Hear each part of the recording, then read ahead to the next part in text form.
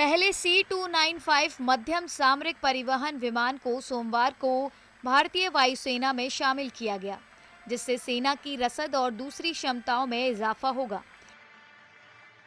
पहला C-295 विमान वायुसेना की स्क्वाड्रन संख्या 11 में शामिल किया गया है।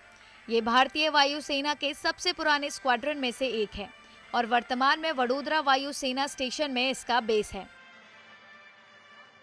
रक्षा मंत्री राजनाथ सिंह की मौजूदगी में यहां हिंडन वायुसेना स्टेशन पर आयोजित कार्यक्रम में C-295 को वायुसेना में शामिल किया गया।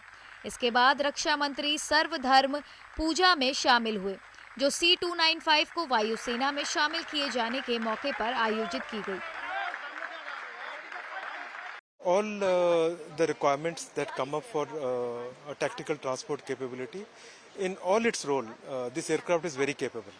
So Indian Air Force ko whatever requirements come up, either from Army, for Air Force's own requirement, this aircraft is meant to replace the Avro fleet, and it is a very capable aircraft. From that angle, it would be a very good induction into the Air Force. Everything that has happened today is very big. C-295 को एक बेहतर विमान माना जाता है, जिसका इस्तेमाल अधिकतम 71 सैनिकों या 50 पैरा ट्रूपर के सामरिक परिवहन के लिए किया जाता है। इसके अलावा इसका इस्तेमाल उन जगहों पर सैन्य साजो सामान और रसद पहुंचाने के लिए किया जाता है, जहां मौजूदा भारी विमानों के जरिए नहीं पहुंचा जा सकता।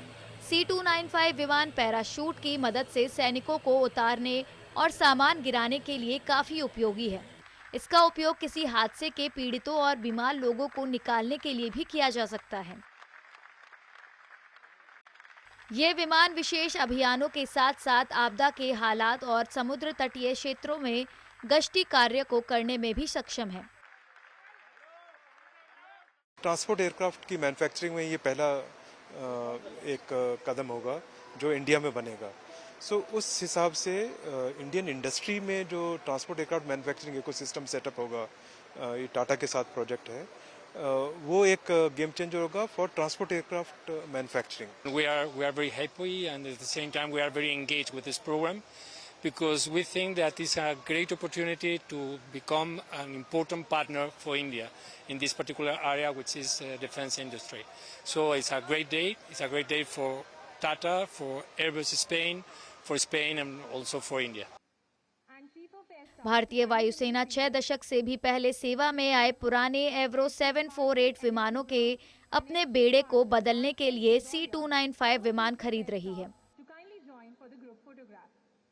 Airbus defence and space company ने पहला C-295 परिवहन विमान भारतीय वायुसेना के प्रमुख air chief marshal VR Chaudhary को 13 सितंबर को सौंपा था।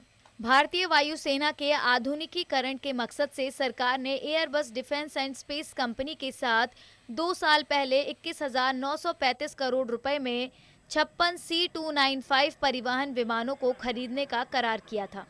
ये विमान पुराने होते एवरो 748 बेड़े की जगह लेंगे। ये विमान 20 सितंबर को वडोदरा पहुंचा था। इसके बाद बाकी 40 विमानों का निर्माण और संयोजन भारत में Tata advance system limited Vadodara में करेगा। इन विमानों के हिस्सों का निर्माण हैदराबाद में मेन कॉन्स्टिट्यूएंट असेंबली सुविधा में पहले ही शुरू हो चुका है। इन हिस्सों को वडोदरा की फाइनल असेंबली लाइन भेजा जाएगा, जिसके नवंबर 2024 तक शुरू होने की उम्मीद है।